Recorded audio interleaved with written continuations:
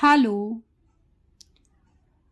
आज हम बात करेंगे कि अगर कोई किसी का मर्डर कर दे, किसी को जान से मार दे, तो एप्रोप्रिएट सजा क्या होगी। क्या डेथ हो सकती है, या हम कहें कि किसी को 5 साल, 10 साल, 20 साल, 30 साल, 50 साल की सजा हो सकती है।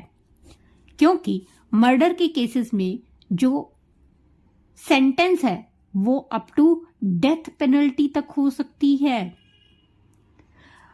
अभी रिसेंट में केस है Nawaz versus state of Kerala. इस केस में ऑनरेबल सुप्रीम कोर्ट ने कुछ फैक्टर्स डिसाइड किए हैं कि सजा कितनी होनी चाहिए। हुआ यूं कि इस केस में एक पर्सन ने अपनी फैमिली मेंबर्स का मर्डर कर दिया एंड उनका मर्डर करने के बाद उसने सुसाइड करने की कोशिश की। अब ट्रायल कोर्ट ने क्या किया? ट्रायल कोर्ट ने उसको डेथ पेनल्टी की सजा दी। अब वो पर्सन कहां पर गया? अपील में गया।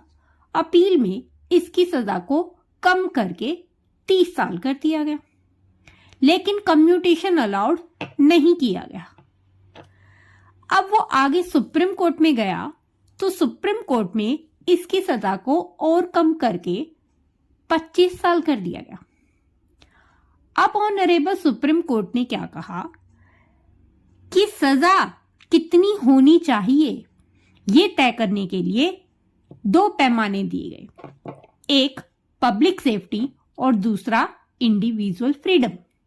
यानी कि अगर उस पर्सन को फ्री कर दें तो वो पब्लिक सेफ्टी को कितना हार्म पहुंचाएगा।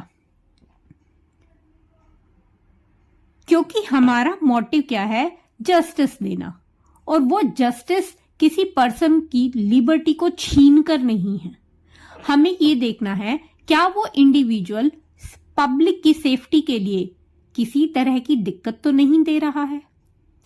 अब इस चीज को देखने के लिए सुप्रीम कोर्ट ने, ऑनरेबल सुप्रीम कोर्ट ने 2 फैक्टर्स डिसाइड किए, एग्रावेटिंग सर्कमस्टांसेस और मिटिगेटिंग सर्कमस्टांसेस।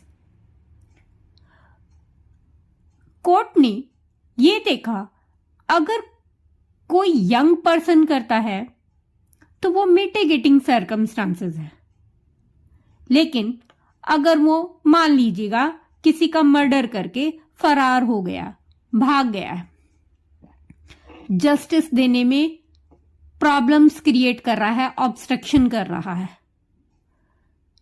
या फिर उसने किसी फाइनेंशियल मोटिव के कारण किसी का मर्डर किया है, किसी के साथ में हेट करके उस क्राइम को अंजाम दिया है, या किसी जाति या जेंडर के अगेंस्ट वो क्राइम है, या कोई वो हीनियस क्राइम है।